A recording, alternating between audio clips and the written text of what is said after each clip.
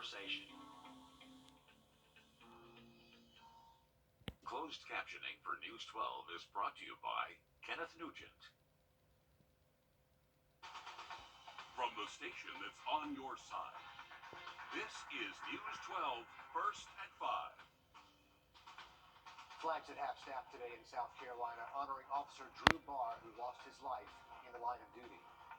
Happening right now, family and loved ones gathering for the funeral to remember the firefighter, EMT, and police officer. Officer Barr will be laid to rest in his hometown of Batesburg, Leesville. His family is just now wrapping up visitation. They're about to begin the graveside service. Local community is also mourning the loss of Officer Barr. He volunteered with the city of Monetta as a firefighter there. Nick Neville spoke with a man who worked with him during his time with Lexington County EMS. He shows us how Barr was more than a friend and a colleague. He was a mentor. Drew Barr was the public servant that everybody would dream of being. Andrew Anderson says fallen Casey police officer Drew Barr ate, slept, and breathed public safety. The world now will unfortunately, and our community here will never see that again.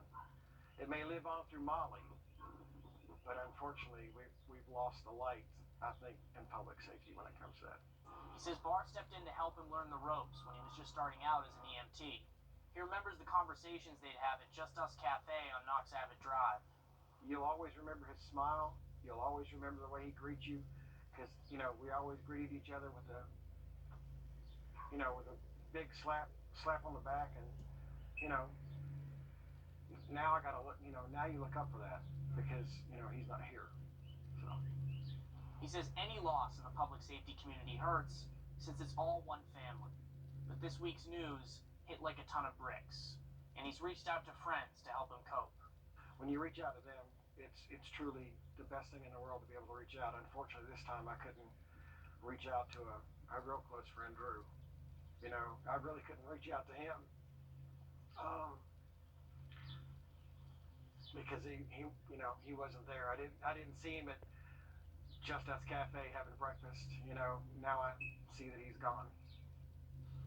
A loss in that community. Anderson says he and other colleagues from Prisma Health took an ambulance to Officer Harris's funeral today just as a show of support there. Taking a look outside, a very warm day out there. First alert, Chief Meteorologist. Shorebirds, best of luck to the Green Jackets tonight. For tonight and early tomorrow, it's going to be a little bit cool out there for the first part of our Friday. We're dropping down to the upper 40s to low 50s. And if you are going to be waking up early before sunrise, something pretty cool to see in that early morning sky, you can check out Jupiter, Venus, Mars, Saturn, also that crescent moon as well. Pretty cool. This is going to be visible before sunrise the next couple of mornings. Have a look at some rain chances increasing into the weekend, just about 10 minutes. All right, thanks for that, Riley. No one is hurt after two abandoned homes caught fire in Graniteville early this morning. Aiken County firefighters responded to the homes on Railroad Avenue just before 1 o'clock. They were able to have the flames out by 2:30. They tell us no one was hurt and no one lived in the homes. They're not sure, though, yet what caused the fire. The Columbia County Sheriff's Office needs your help finding this missing teenager. Deputies say 15-year-old Mayana Mendeldorf ran away, last seen on Old Wheeler Court in Grovetown. If you've seen her, if you have any information to help find her, call the Sheriff's Office at the number there on the screen. Governor Brian Kemp signed plus wild turkeys. They can be elusive and fun to spot, but one turkey is tormenting trails and instilling fear into cyclists. Yeah. You don't want to mess with them. We'll show you more of this when News 12 First at 5 continues. Diamond.com. Maybe you remember Lucy, the turkey who became famous for holding up traffic there on Evans to Locks Road and Stevens Creek Road. Those neighbors seemed to like the bird. Yeah, she was pretty friendly. No real complaints other than the traffic problem. But not all turkeys, it seems, are that easy to make friends with. No, they're not. Sam Ford brings us a story of one bird who is tormenting a trail in Washington, D.C. He's a turkey with an attitude, and he's been the bane of walkers, joggers, and bikers on the Anacostia River Trail for months. He attacked me, and I ran faster, and he followed me. He had chased me about a good 300-400 yards. It looked at me, and I looked at it, and it chased me. So I turned around to run, and he lunged again and pecked me on my butt. He's gotten people on both sides of the D.C.-Maryland line. Prince George's County Parks and Rec put up this sign to discourage people from approaching him. I mean, some people don't listen. They try to go up to and take pictures and stuff like that. Like, why would you try to take pictures and attack you? Turkey attacks them when they take pictures? Yeah. He's even gotten the attention of the Catholic U rowing teams. Out of the darkness, we hear. And it's the creepiest thing. He jumped in the air and he almost clawed my face. So he kind of knocked me off the bike and literally chased me around for like 5 minutes. Day Fularin, a singer with Rare Essence Band, says as he rode through on his bike April 12th, the bird got him, then went for this woman, which Fularin videoed. He turned his sights on the young lady on the other bike. And needless to say, that's when I pulled my phone out and I started recording. Can you help? He said he had to beat it off with a stick. Does he still ride through? I've been prepping myself for the next turkey attack. They're mean. Yeah, that's an aggressive turkey right there. They're mean. They're mean. There was some on Edisto Island when I was growing up. And they would keep, my sister and I would have to sit in the car and wait for them to go away. Yeah, we would not go in the house if the turkey was out. And these are large birds. They can knock you off the bike once you're Yeah. and rolling. So. You don't want to mess with these guys. And that D.C. turkey, better watch out. The president might not pardon that one Yeah. when it comes time. Yeah, to that one's toast, I think. That one's done. I don't know. Riley, something's got that bird in a tizzy. It's so funny to watch those turkeys. I mean, we have the one locally off of Evans to Lock Yeah, Road, she's Lucy. nice. She was nice, but always kind of gave cars a hard time. But it's just interesting. Something just sets those turkeys off and then makes for great video, though. Yeah, see, Lucy likes the South where it's nice and warm. Yep. I think that one up north. I mean, Great things are also. stressful in the major It cities. may have been a bad weather day. He was just You kind of know? frustrated. Yeah. Yeah, but Lucy's probably happy today. We got gorgeous weather out there Yes. this afternoon. Sunshine over our studios and maybe a thunderstorm. And then getting warmer next week, back near 80 by next Tuesday. Well, they had the same good food, but Greek Fest looked a lot different these last couple of years. How they're getting back to normal and bringing back that full fest after the break. The live by Kemp. We're Greek Fest is back. They have been preparing for this for weeks. Tomorrow, starting at 11, that is your first chance to head out to the Greek Orthodox Church on Telfair Street. They will be there all weekend long. The past few years, they've had a drive-through, but this year, they are finally getting back to normal. You're looking at the scenes from 2016 and 2017. And what exactly does this mean for the festival? Well, we asked the chairman. Take a listen. Oh, normal means us all being outside, being under the tent, being able to enjoy the Greek music, the Greek dancers, the festivities, the vendors. We have lots of great vendors that come down, and people just want to get out and enjoy the nice weather and good food. Oh, and the food is so good. Even though it's back to normal, they say they have some new foods to look forward to. The festival runs from 11 to 9 tomorrow and Saturday, and from 11 to 6 on Sunday. Glad it's back. We're taking a moment. 999. Closed captioning for News 12 is brought to you by Kenneth Nugent. From the station that's on your side, News 12, first at 5, continues. His watch has ended, and now family and loved ones are laying Officer Drew Barr to rest. We will take you live as friends and family say goodbye. But first, the American Rescue Plan brought millions of dollars to Augusta. Leaders have already used some of that money, but there's more than $10 million left. Commissioners all want a piece of that to address different issues, but it's not as simple as just giving it out. Our Kennedy Harris joins us now live in the newsroom. Kennedy, what's keeping the commissioners from spending that money? Well, Richard, it's a little more than $71 million of ARP funds that have either been spent or not spent, just earmarked for projects and issues. So that leaves about $10.8 million just sitting, and soon they'll have to make a plan for that. But it's not so simple. They can't just spend the money on anything they want. Along with millions of dollars, the federal government set restrictions. ARP money has to be used to help cities recover from pandemic losses. So that includes using it for COVID mitigation efforts like Vax Up Augusta, or workforce woes like pay raises for essential workers and city employees. They can use it to recover losses in government services, and they can invest in broadband or infrastructure improvements that would include water and sewer projects. Some commissioners say what's left should be used directly for the community's benefit. we have $10.8 million in ARP money that's sitting there.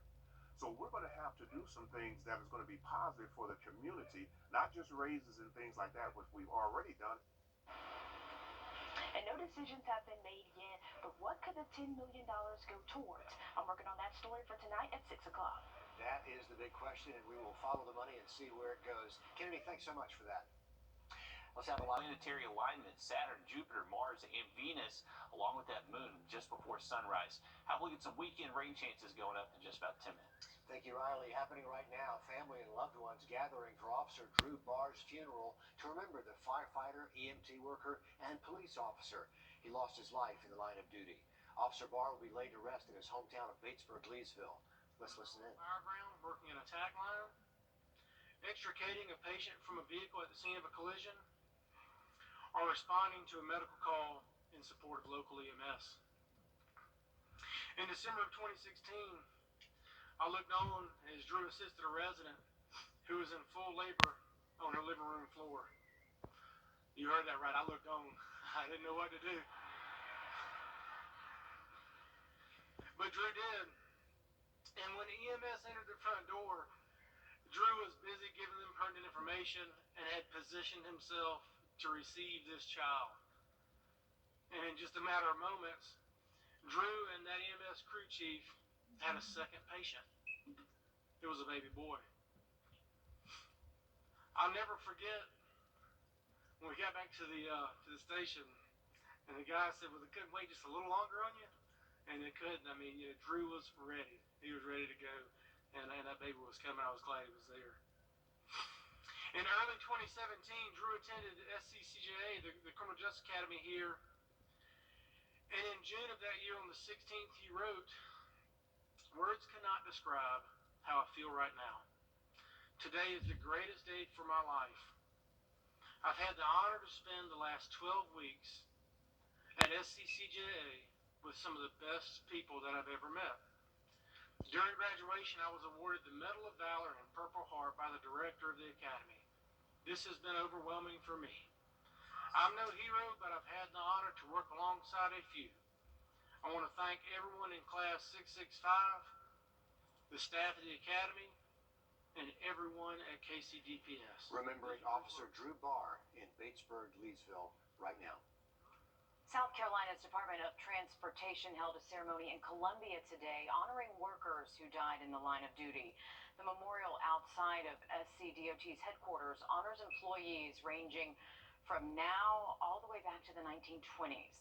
In a solemn speech, the agency's Secretary of Transportation reflected on the loss families feel every day after learning their loved one was killed on the job. I cannot even begin to comprehend what you've been through. Please know that we will never forget your loved one. One of the workers honored today, Chuck Kennedy from McCormick. Kennedy was on his way to a work site in Greenwood when he and his coworkers got into an accident. He died at the age of 59 last June. A good reminder to slow down and give them room. Match day has come and gone, of course, and now the next major step for doctors and nurses finding a job in the healthcare field. AU is hoping their students will pick a job in their own community, or at least here in Georgia. One of the biggest needs is more diversity in the field. Our Wrdw shows us the importance of healthcare diversity, and he talks to med students at AU who want to help change the future. Across the state of Georgia and here at AU, the goal has been to fill a massive gap in healthcare. Data shows there's only a small percentage of people of color in the healthcare field. There's a problem that not only are there not enough black physicians in medicine, but also it's kind of hard to retain black med students. Kamani Bowden always knew he wanted to practice medicine so he could help change the culture in our area. Being a young black pre-med, it was impactful to see black doctors, and so having us here is almost like a sucking force to young black men. Despite making up 13% of the U.S. population, people of color are only 4% of physicians, and less than 7% are recent med school graduates, according to the Association of American Medical Colleges. It's such an important field, especially with minorities. The proportion of black men in medical schools has dropped over the last 40 years. Until last year, black men applying to medical schools went up a record-setting 17% in 2021. Being a minority, I understand that there's that need, so it just means the most to me that I can give back to the community. Data shows that students who come from a particular background will generally serve that same background. A lot of times, you see that whenever they're speaking to a minority provider, just a minority student, they understand that they're able to open up more, the trust is a little bit greater. Georgia's population is about 32% African American. AU says they want 25 to 30% of African American students at MCG to mirror the people they serve. It's something that I'm not only doing to, prove to myself, but also show the generation that comes after me that it's very possible. It's difficult, but it's not impossible. In Augusta, Wrdw on your side. Students with the 100 Black Men of Augusta are always working to get more people of color into the healthcare field. AU has programs to reach students in high school to try to get them interested. National Drug Take-Back Day coming up this weekend. Saturday, you'll be able to stop by a handful of places all around town and drop off old or expired medications to be disposed of. That's between 10 in the morning and 2 in the afternoon. There are a handful of drugstores taking part in Richmond County, Columbia counties, and you can also stop by the Columbia County Sheriff's Office, the substation near the Evans Town Center, and in Aiken, you can drop off old medications at the Clyburn Center Primary Care. Local elementary schoolers are hitting the racetrack, but it is not with any ordinary car. No, it is one they built. We'll show you coming up ahead on News 12 first at 5. Riley? Hey, that looks pretty cool right there, and luckily the weather was great for that, and we're expecting nice weather again tomorrow, but into the weekend, rain chances will be going up. We'll have that forecast just after the break. Time and quick. An important warning this time of year. What might start out as a yard work fire can really get out of hand. That is the message from the Augusta Fire Department, and they gave us a demonstration today to show just how fast a brush fire can spread. It can get out of hand really quickly. Last year, the department worked 100 brush fires. They say when a brush fire gets out of control, lives and homes are at risk. So be careful. Pay attention to weather conditions before you burn. It is so important, and Riley says it time and time again when he's doing the forecast. Today is not a good day to burn. Right. Because this is a day that things could get out of hand. Yeah, those controlled forestry burns, they're the experts. They know what they're right. doing. They monitor the conditions. Right. The yard fires, what we're talking about, taking off in the woods behind your house. Mm-hmm. Yeah, and this time of year, remember that burn ban goes into effect May 1st for most of our area, and a lot of that has to do with ground ozone that gets created by people burning trash and stuff. During the summer months, our air becomes a little bit more stagnant, just traps all those pollutants close to the air. So it's also to protect us, so we don't have stagnant, just kind of polluted air from all that burning as well. But it has been very dry today. I would not burn anything if you can help it. Riley, thanks. Students at North Harlem Elementary School heading to Alabama to do a little car racing. Yeah, how cool is this? They built the Green Power car from a car kit they got through a grant. The school chose 25 4th and 5th graders to participate in this. Looks like fun. They split into a couple of groups to market, design, build, and develop a presentation for their car. Will Vogt takes us to a pep rally to celebrate the big send-off.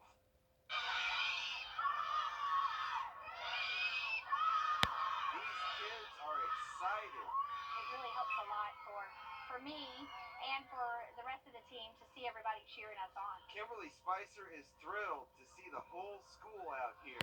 It's a pep rally for the Green Power team. To see all of their peers cheering them on and to hold the signs, telling us to, do a good job and we're rooting for you, and to have the little pom-poms out, that's really cool. Students who spent months designing and building this Green Power car. Now they're about to bring it to Alabama for a big competition.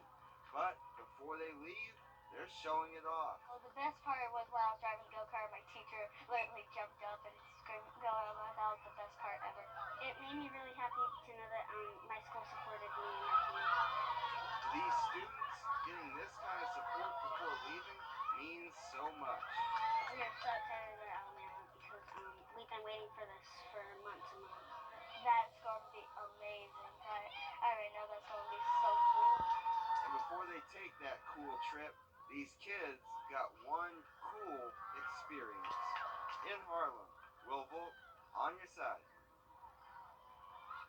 And they leave Friday to compete in the Goblin Cup in Huntsville, Alabama. Best of luck to the red 12 car. We noticed that 12 on the side. That's right. That.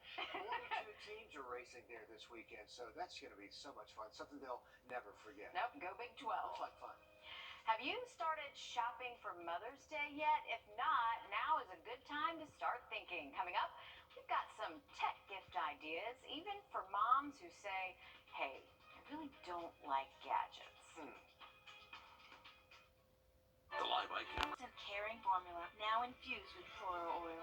Take your lashes to paradise. New Lash Paradise Mascara from L'Oreal Paris. We're worth it.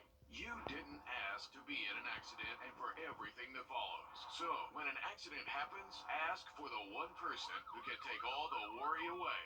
Attorney John Foy and Associates. Don't wait, don't worry. Call me right now. Mother's Day alert, it's just about a week away. If you haven't started thinking about what to give mom, there's no better time than now, especially if you need to order something online. Jamie Tucker has rounded up some tech gadgets even non-techie moms and grandmas might like.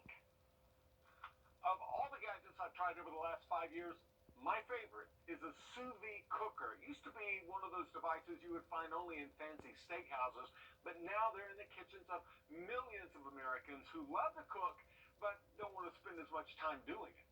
These magic wands heat water to a precise temperature. Most, like the popular Anova sous vide cooker, comes with an app that tells you what temperature to cook beef, chicken, pork, or fish.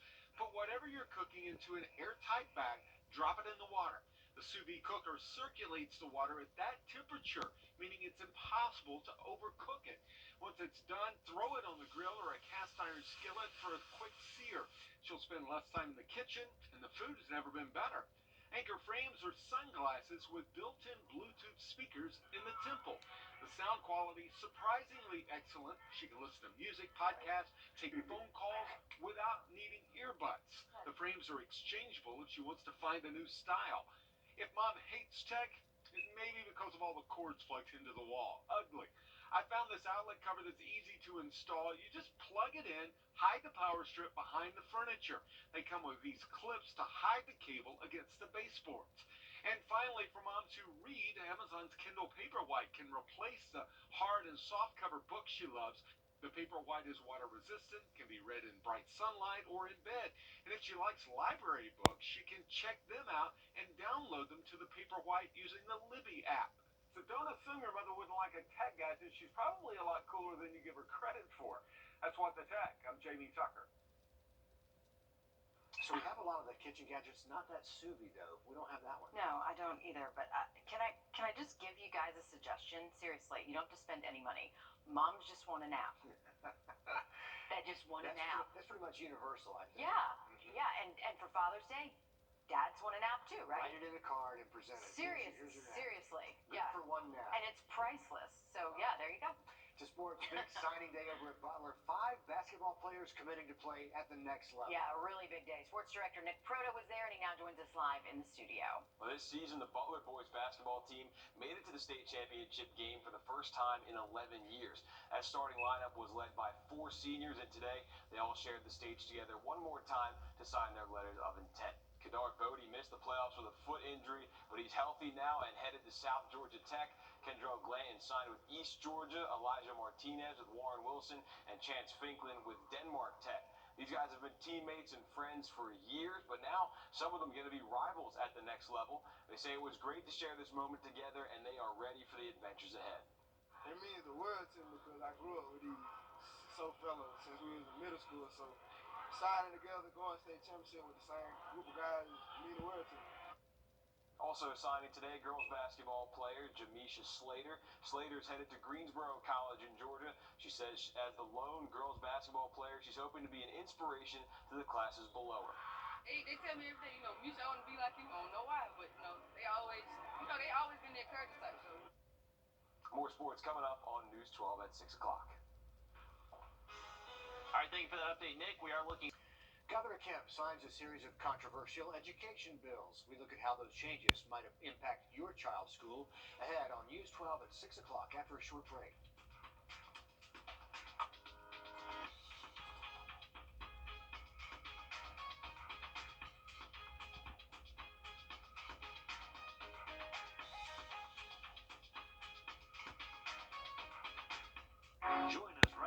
WRDW for more